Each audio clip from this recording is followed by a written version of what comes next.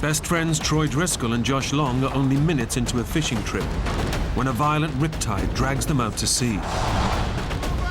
It has no mercy. I mean, it's gonna kill you regardless if you like it or not. The boys spend 6 days battling for their lives. And without food or water, they're pushed to the limits of survival. I just simply asked Josh to kill me. I didn't want to be there no more. We don't want to die yet. We're too young to die.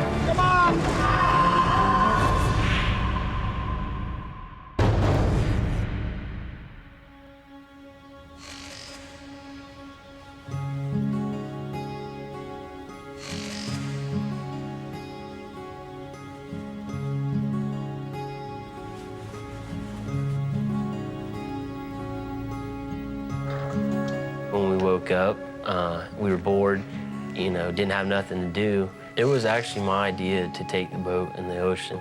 We can paddle it, I'm sure. You know, what can go wrong? Josh, What? let's take the boat out today.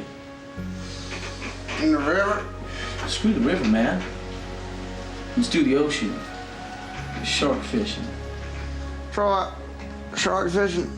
Troy was just, you know, like a younger brother to me. You know, he stayed probably the whole summer at my house. Come on, man, be great. Get a new pole, get in the boat on the sea, catch a shark, you're set. The best thing about Josh is he'll always be your friend. Once he commits as your friend, you know, he's gonna have your back. He'll never leave you. Let's go fishing. What's the matter with you? Well, here she is. My baby. First time I saw the boat, I laughed because I was expecting, you know, something a lot nicer. It's a project, you know, it floats. She's looking good. Troy, do you want to go fishing or what? Yes, I do.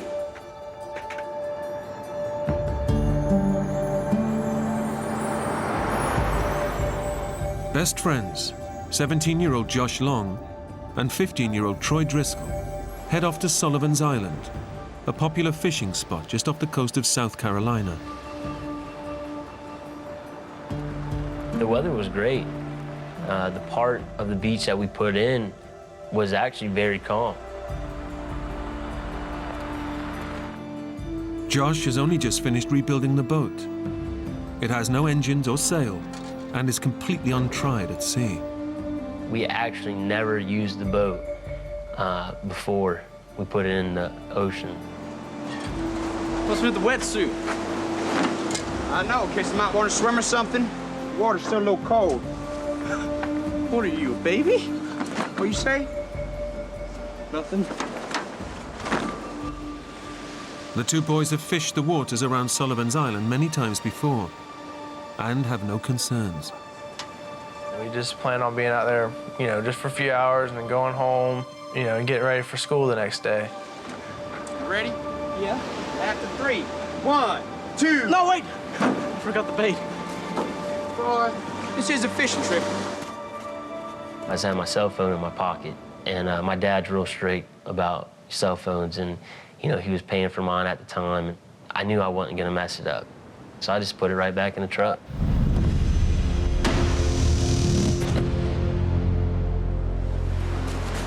You ready? Yeah. 1, 2, 3, pull!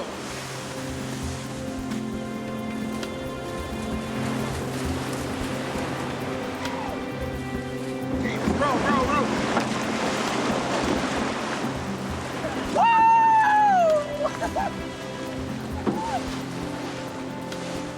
We kind of got an idea of, hey, let's go paddle between those sandbars over there. You know, sharks and fish probably get in the gullies because it's 2 sandbars. and everything seemed good. We were making good leeway. He was paddling on the front and I was paddling on the back. I was having fun. I was bouncing up and down. Wow, man! Whitewater style. But in their excitement to go fishing, the boys don't check the Coast Guard warnings. There's a powerful riptide forecast for that morning, right in the waters where they're paddling. And we were almost to the sandbar when we just got hit by the current. Hey, we're drifting. I figured it was a joke, So I was enjoying the moment. I was, hey, this is fun, we don't have no control. Hey, this is great. Wow, man! But, Josh then grew real serious real quick. No! What's the matter? Kurt, we need to get out of here. Go, man, go. I knew we were in a current, and then I realized that, we were actually going backwards. So, I tried paddling harder. And the harder we paddle and the more energy we burn, it seemed like we weren't getting nowhere. The boys are fully caught in the riptide, and it's dragging them away from shore and out to the open ocean. When I realized how far we went in such short a time, I was like, this thing is really powerful. No, keep going. Still going out! Right, stop. Stop here. Yeah. Well, we threw the anchor out, trying to get it to hook on to something, It wasn't doing its job. It wasn't anchoring us or holding us in one position. Sure enough, we just kept drifting further out. It was no match for the current. Paddle, Troy, on. Oh, Josh, man, my arms. Come on, Troy. I don't think it's working. Keep going. There's a bunch of people out there running and, jogging and walking. Hey! Hey! Over here! Hey! And we were hoping that one of them would have seen us. We tried to get their attention, but nobody, heard us. We were already that far out. It's taken just minutes for the boys and their tiny boat to be dragged hundreds of yards out to sea and into serious trouble. We both talked to each other and saying, we're not going nowhere. This isn't helping. We got to do something different. We got to come up with a different plan. We gotta do something. Stay here. What do you do? So I put the top of my wetsuit on, I put my fins on, and I started swimming.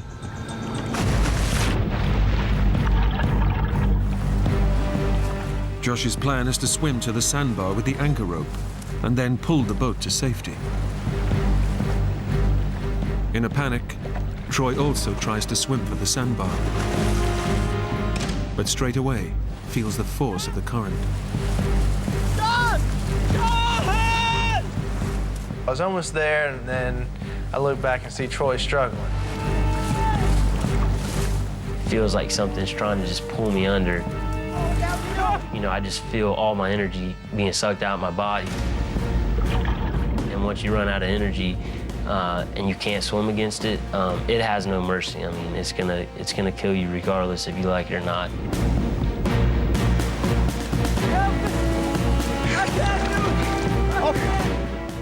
I just told Josh I can't do it. I went under again!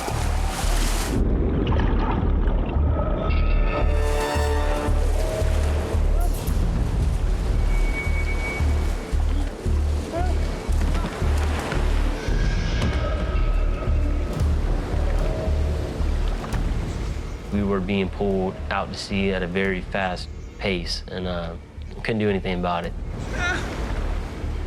Just 20 minutes after setting off on an innocent fishing trip, the two schoolboys' day out is going badly wrong as they're dragged out into the Atlantic Ocean.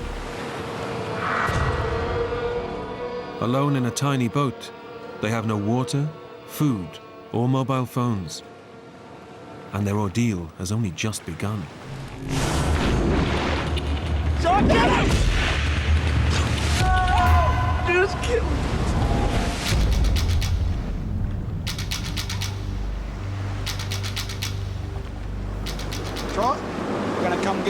Don't worry, okay?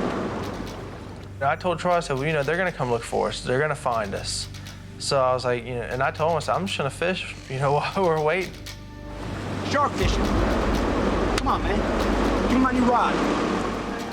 Right as I got the pole rigged up and I stood up to cast it, a wave hit the side of the boat and knocked me over, and I knocked over my brand new fishing pole in the water.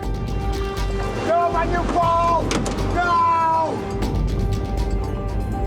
He lost his brand new pole, and that really ticked him off a lot, and he pretty much lost it. Stupid fishing trip! My new rod! Everything I did was getting, you know, screwed somehow that day. It was definitely one of my temper tantrums. Whoa, cool it, man. Yeah, this isn't gonna help, is it? Shut up, man. I knew he lost the fishing pole, but that was the least of my worries. You know, I was like, hey man, listen, this isn't what we need to do right now. You don't need to be cussing. You don't need to be throwing stuff. You know, we need to be here as a team. You know, we came in it together, and we were gonna go out together. Crazy, man. You're losing your mind on me. Sorry, man. Crazy.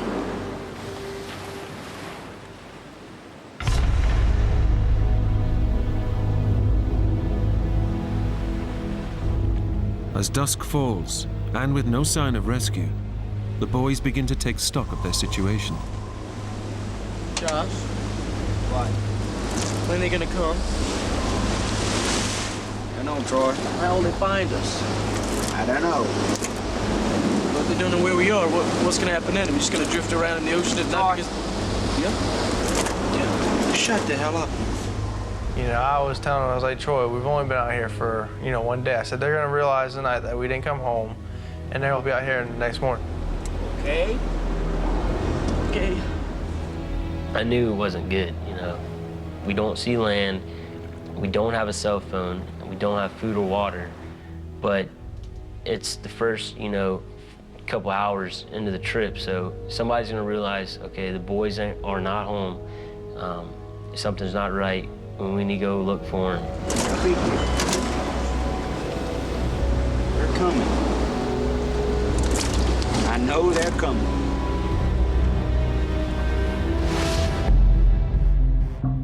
The boys haven't been seen for over 10 hours. And back on shore, Josh's father calls for help. Hello, is that the Coast Guard station? I want to report my son and his best friend missing. They were saying, where did the boys put in at? That was their first question. They want to know where, what the description of the boys and where they would have put the boat in. I mean, we have no idea where they went. No, they didn't say a thing. Yeah. The Coast Guard can't mount a search until they know exactly where the boat was launched from. Okay, thanks. So Josh's father now begins his own search to find where the boys might have entered the water. I had no idea where the boys were at, and very, very concerned that we haven't heard anything, no calls, and we kept searching until past 4 o'clock in the morning. Josh's father first checks the river, where he believes the boys have gone fishing. No, Connie. I checked the river, but nothing.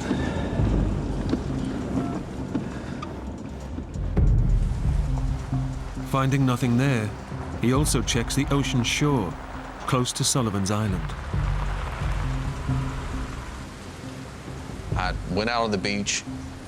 I walked until I stopped probably about 100 yards from where the trailer was. But his car was black. So, I mean, I drove right past it, didn't see the car. With no sighting of where the boys have launched, no search is mounted that night.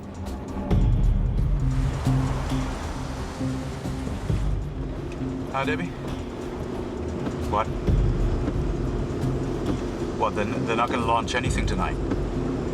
Or anything at all? Really? All right.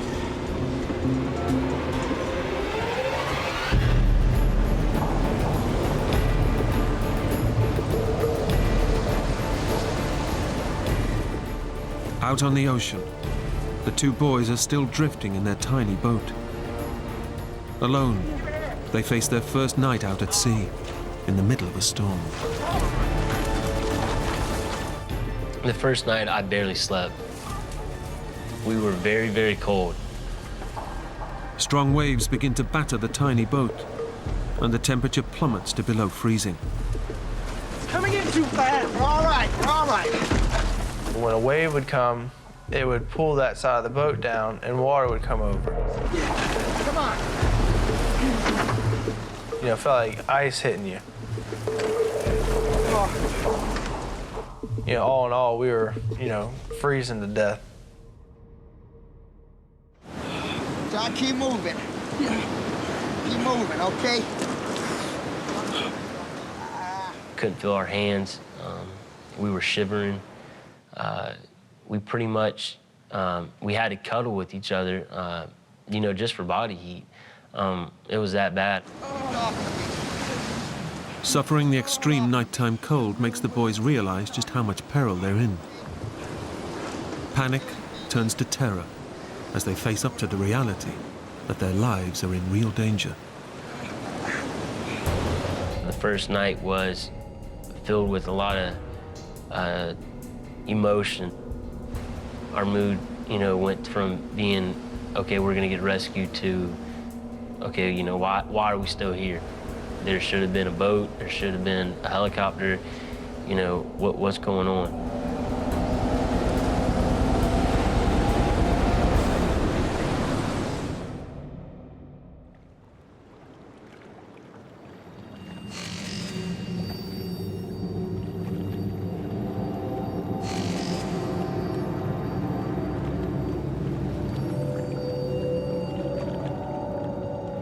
You know, when we looked out that morning, there was nothing.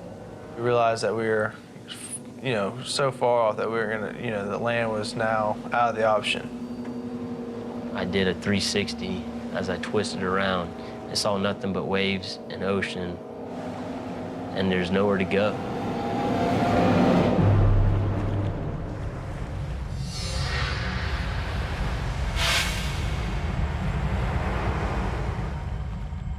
After a night shivering in freezing temperatures, Josh and Troy now endure over 23 degrees of relentless heat.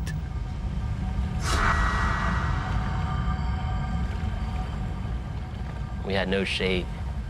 Anybody who knows, you know, who's been in salt water and their clothes dry after being wet, it's really crusty, salty. It was wear and tear on our skin.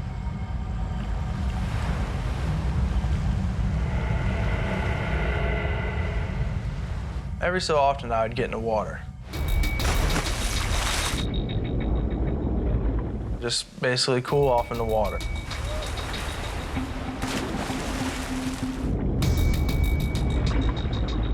You know, we swim around. It got our mind off of the situation. So cool! Oh, yeah. But the boys are swimming in waters notorious for sharks.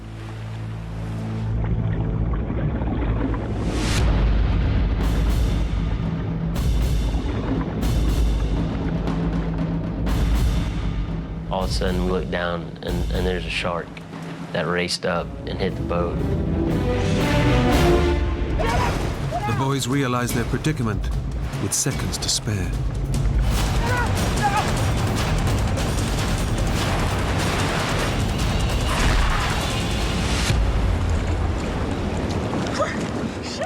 And we looked down, and the water was so clear, there was a shark. It was a good size. It was about 7-8 feet. There's a few of them just circling under our boat. So we were like, you know, that's it. We're not jumping in no more.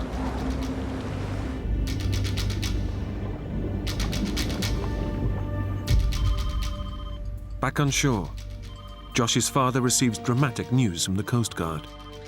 Hello? Hi. We got a call, I believe it was around 10:30, telling me they had found Joshua's car. Well, where was it? Sullivan's Island, but... And then my heart immediately dropped. I knew they were on the ocean, my worst fear. Right, yeah, I'll meet you there. Okay. The Coast Guard has been searching for the boys' truck and has found it right on the ocean's edge. Drove right past them. We need the key, sir. Sure, sir. They opened up the glove box. They found both their cell phones and their wallets. Knowing where the boys entered the water, the Coast Guard is now able to mount a full-scale search. A church down the street had opened their doors, and they allowed us to come into their recreation center, and we pretty much started to congregate there. The press started to show up. All of their friends started to show up. People from around the community. I mean, it was literally hundreds of people started to show up at this church. Now, we have people on land. We have boats in the water. How do you know they're actually in this area? Sir, let me show you. Okay, what we've done is we've taken our computer models and we calculate that the boat could not have gone any further than here. I was concerned, but I was very confident that that day we would find them. That, you know, with all this effort, with all these planes, with all the helos out there, that we were going to find these boys that day. I just almost had no doubt that they were going to be found that day. But the boys have already drifted 90 miles further north, beyond the Coast Guard's search area. Out at sea, Josh and Troy are battling the elements. They've drunk no water for over 24 hours. So thirsty. And are experiencing severe dehydration. Their bodies have lost over 3 pints of fluid, causing muscle cramps, headaches, and extreme disorientation. They're desperate for something to drink. Very hot. I mean, there's pretty much no clouds in the sky. As the day progressed on and it got hotter, the water was very clear. Our mouths became drier and we were just thirsty. So it was almost tempting to drink.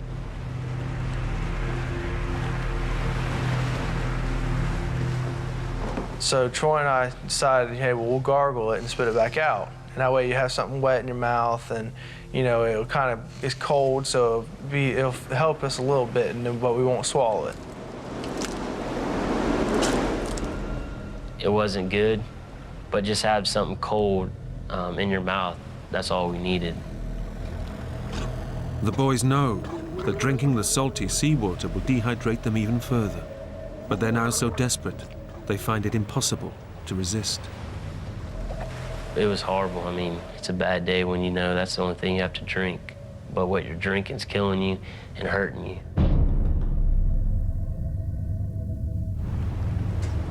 Weakened by dehydration, the boys are also suffering extremes of weather.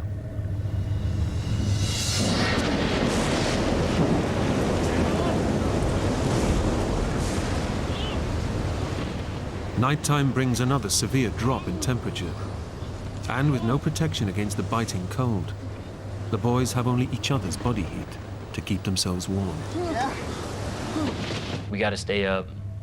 We got to keep ourselves dry. Let's cuddle. Let's talk to each other. Let's communicate. Let's make sure we're okay. Stay with me.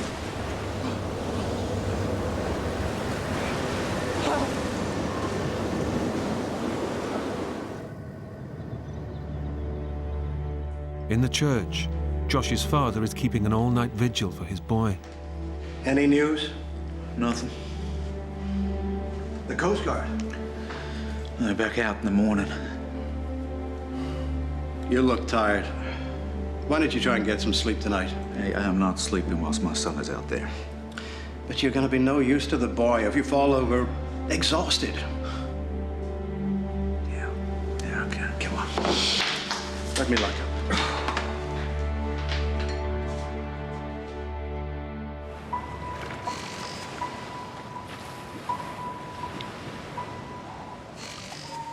The boys wake on their third morning with a sense of despair. Then, on the horizon, a ray of hope finally appears. Hey! Hey! Help! Help us! Please! Please help us! It looked like a matchbox boat, you know, so little. Hey! Help us! A fishing boat is passing, just 100 yards away. The end of their ordeal is now surely only moments away. We yelled at the top of our lungs, tried to get somebody to see us, you know. Please help us! But it was like a needle in a haystack. We were so small. Help us, please! They just turned and kept on going. Please help us! Come on! Come on! Why don't they see us? It was good to see something else, but you know, they didn't stop. So you know, we lost a lot of hope. The boys begin to realize how unlikely it is that they will be spotted in the vast ocean. We knew that there was no way they're going to find us because the ocean's so big. And if they hadn't found us yet, they weren't going to find us. And how helpless their situation now is. You're in the hands of the ocean, and you can't do anything about it. It's either you're gonna suck it up, and you're gonna try to survive and hang in there, or you're gonna give up and you're gonna die. Morning. Josh's father, Eddie, begins yet another day's search for the boys, determined to remain optimistic. Okay, people, now, I know that we're all tired, but this is the day. We are gonna find them today. We're not gonna give up, because they are out there. Every day when I would get up on Monday or Tuesday or Wednesday, I would just think, today's the day we're gonna find the boys.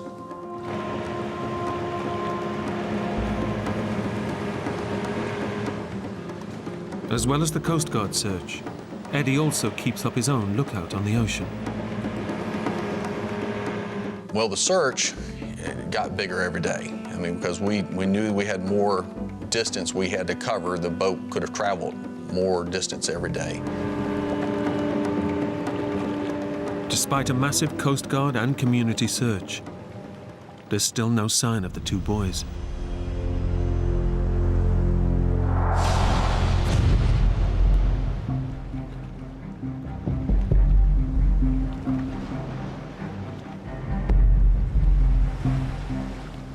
It was like Groundhog Day.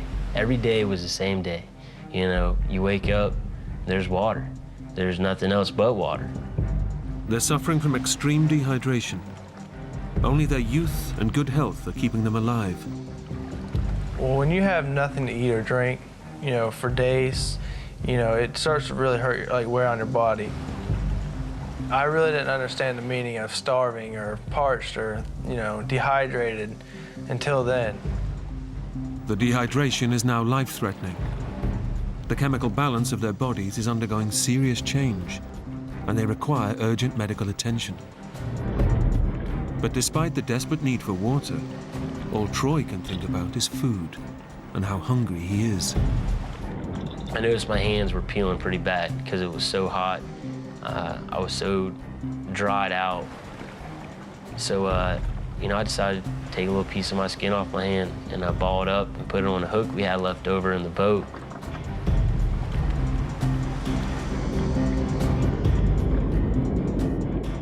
And, you know, I kept doing it, and the little fish every time won. It's not working. The boys failed to catch any fish.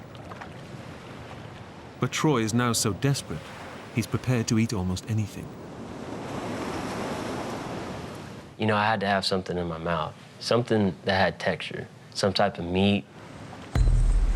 Troy, what are you doing? Nothing. Why you got the knife? I'm gonna do it, Josh. I just need something to eat. What? Don't be sick. Well, I seen him over on the side of the boat with a knife in his hand, and he was kind of just touching it to his skin, but he wasn't like cutting it. He was just touching it to see how sharp, I guess, it was. What the hell are you doing? What's the matter with you? Will you do it? What? Do it, Shut please. up, man. So I asked Josh, you know, can you please cut my finger off, you know? With me looking away, just go down on it as hard as you can. Please, shut up. Please do. You asked me how to get it, and I will knock you out. Do you understand? You crazy? Cut your own finger off? What's the matter with you, Troy?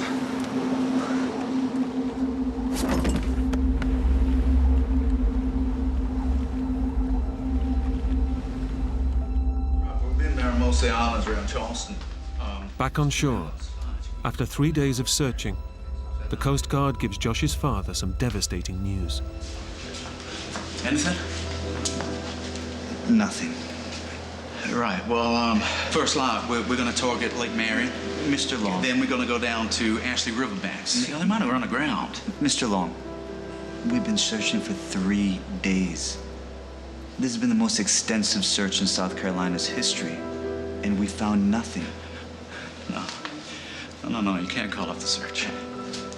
I'm truly sorry. There's nothing more we can do. Please. Coast Guard came to us and said they're going to officially call off the search. And now they're going to switch it from a rescue to a recovery. I'm sorry. Starting first thing in the morning, they were going to just start combing the beaches looking for the bodies. I just totally couldn't believe that they're going to stop searching for the boys.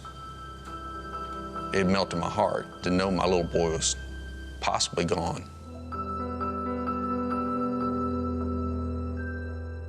Knowing the Coast Guard has now called off the search, Eddie is left with little more than his faith. How are you, Edward? They're still out there. I just know that they're still out there. Throughout the whole thing, I just had to rely on prayer. I just realized that this was going to be, in God's hands to bring these boys through. Out at sea, the boys are facing up to the reality that they may never be rescued. You okay? Yeah. I didn't think I was gonna ever have a future. I thought my 15 years on the earth was it. Every time we thought of our family, our parents, it was just real emotional. Talking, man. We both, looked at each other, and we were very, very sad, very nervous, very scared. We were both trying to doze off, and I fell asleep, and he was already asleep. And next thing I wake up to a sound of an engine.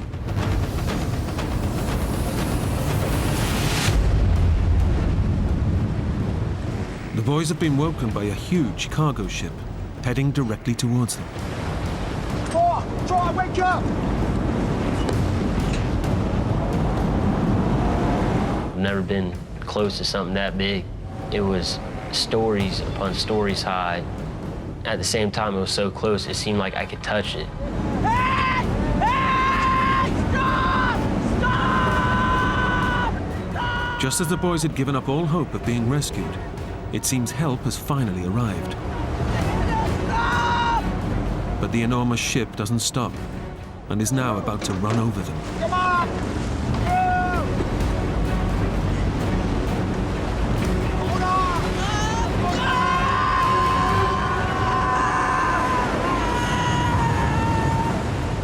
Incredibly, the swell of the ship pushes the boys just out of its path and saves them from almost certain death. Come back! Come back!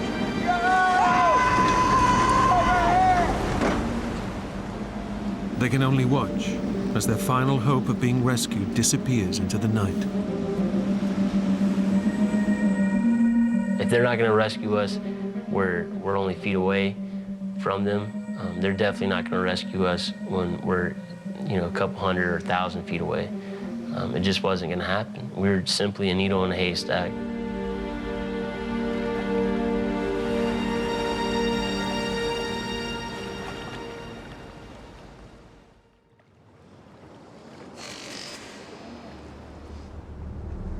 The boys have now been out at sea for over 5 days, and with no food or water, are in the most extreme stage of dehydration. They've lost pints of water, over 20% of their body fluids. Their vital organs are shutting down, and they're drifting in and out of consciousness. Few people ever survive this long without water.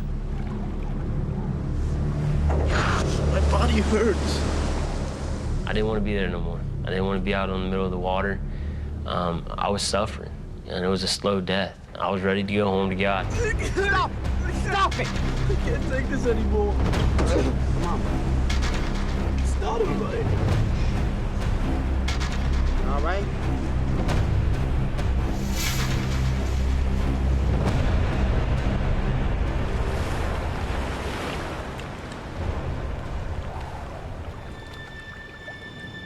Even though Josh tries to stay strong for his younger friend, he's also battling his own demons.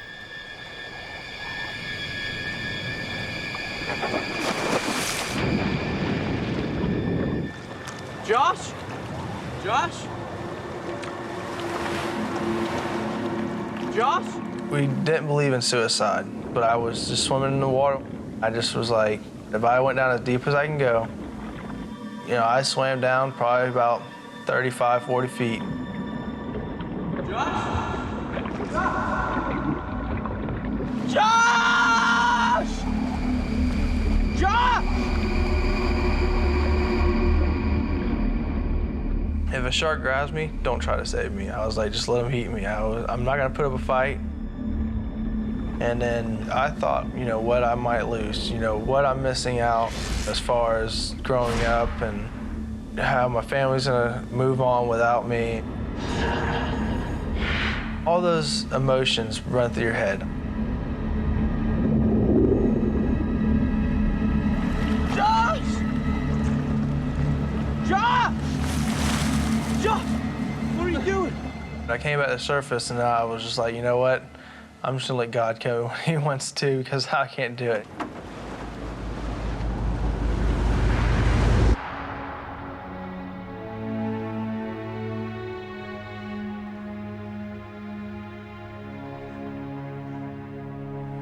I would go back and forth the whole time to hang on to hope, but also realizing that they might be gone. And that was a struggle, and not knowing they were out in the water, knowing that if they're out there, what is the condition? If they're not out there, and if they're gone, you know, how long before we can bring a closure to this?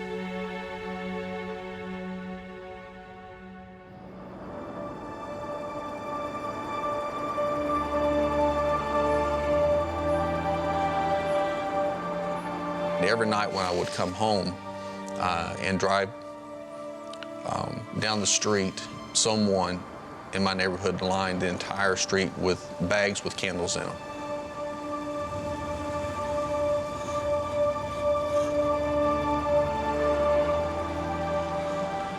So when I drove home, it took me right up to my house. The bags and the candles were out every single night.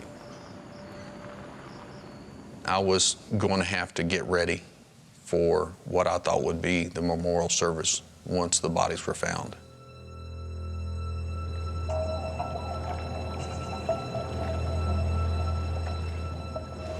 When we get back, we get to work on my truck. So when you're 16, I teach you to drive. Towards the end of the week, you could tell he was starting to get real weak. He really had nothing left in him. He didn't want to hardly move. Basically, I keep trying to wake him up because I thought, you know, I really didn't want him to die. Trot. Trot. I didn't want to be in the boat no more. I want to be dead. I just simply asked Josh to kill me. You kill me, will you? Stab me, put an end to You're this, talking please. crazy talk. I'm done. I can't. Sure. I can't do it, man, never. Troy asked me if I would stab him. And I just told him that there's no way I could do that. Because if Troy had died, I wouldn't be able to come home, even if they did find us. Because I couldn't go home and tell his parents that I let their baby boy die. Come on. Troy has now completely lost the will to live. His best friend won't kill him, so he tries one last desperate attempt to put an end to the ordeal.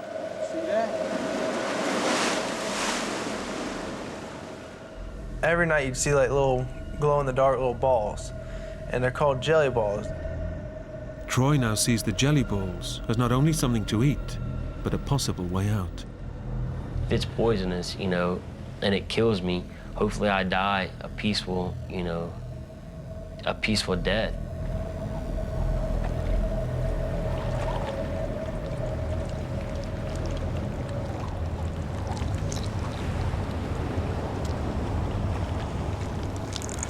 I wasn't just gonna eat a little bit and get real sick and suffer even more. I was gonna eat a lot, and if they were poisonous, you know, I was gonna go out on the first hit.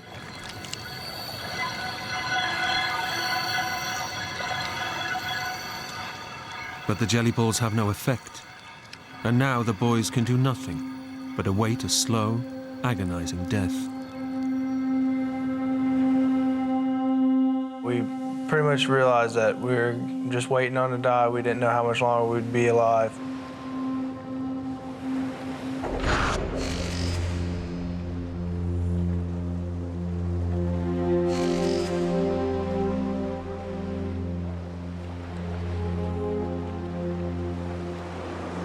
Be over soon.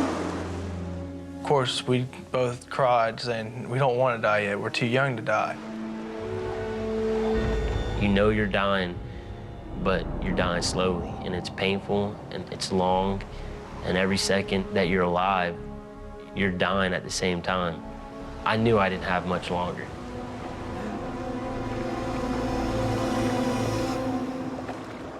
In fact, their dehydration is now so advanced that they literally have only a few more hours left to live.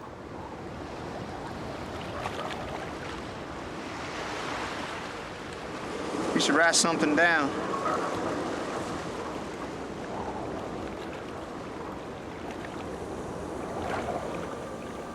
Summoning the last of their energy, the boys scratch out their final goodbyes to the families they're leaving behind.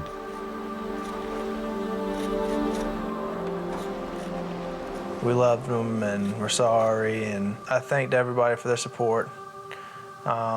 And basically just said that I'm sorry for what happened.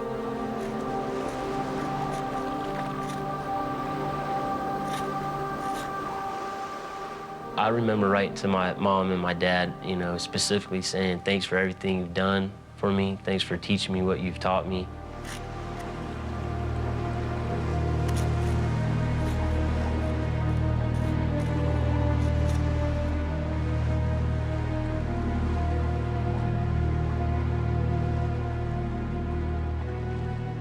The two schoolboys are staring into the abyss. They've given up on life and can do no more than await death's final call. Josh, I hear something. Well, as me and Josh laid in the boat, I heard the roar of a boat again. It's louder. Looks like it is you. It's getting closer.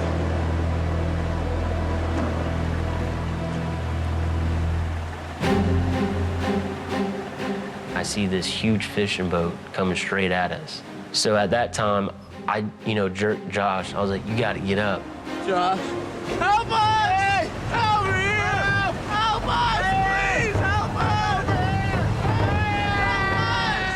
I was crying, but at the same time, it was like I wasn't crying because I had nothing to cry. I was just screaming, hey, please help us. Please, we need help. Over here! Help! Come on! Over here, please! The two boys are just a speck in the ocean. But unlike the boats on previous days, this time they've been spotted.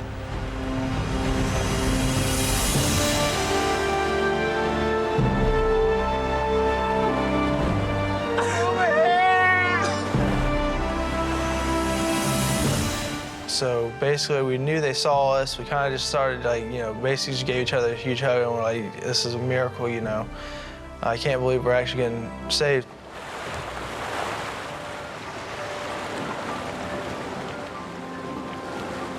Come on, guys!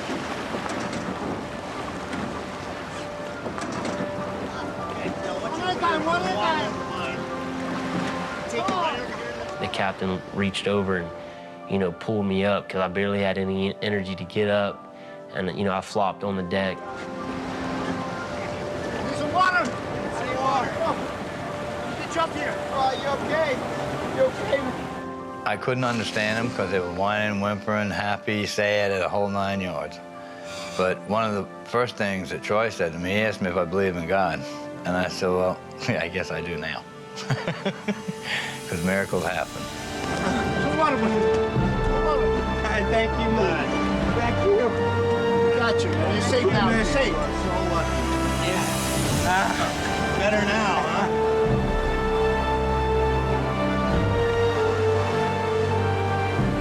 Catch me through the Coast Guard.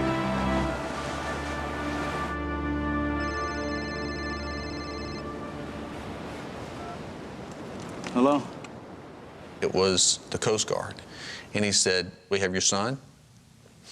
Would you like to speak with him? And I said, put him on. And when I first heard his voice, it didn't even sound like Josh. It sounded so weak, and he was so incredibly weak. But he started saying, Dad, I love you. And to hear his voice, it was a true miracle. There's no doubt in my mind that it was a true miracle. Doctors believed that the two boys were within hours of death when they were rescued. He looked so thin and so exhausted, but he just, from the moment I walked in the door, he was just, Dad, I love you, I love you. I love you too, darling. It was hard to believe that we made it out alive. We were expecting the worst. Troy and I knew we were just waiting on dying. And, you know, I couldn't believe that we got a second chance. Josh has used his second chance to become a family man. He married his high school sweetheart and now has a baby boy. Troy has gone on to fulfill his lifetime ambition to become a firefighter. I have a lot of faith in my own self now. If I ever face anything that, you know, might be difficult, then I'm not going to give up.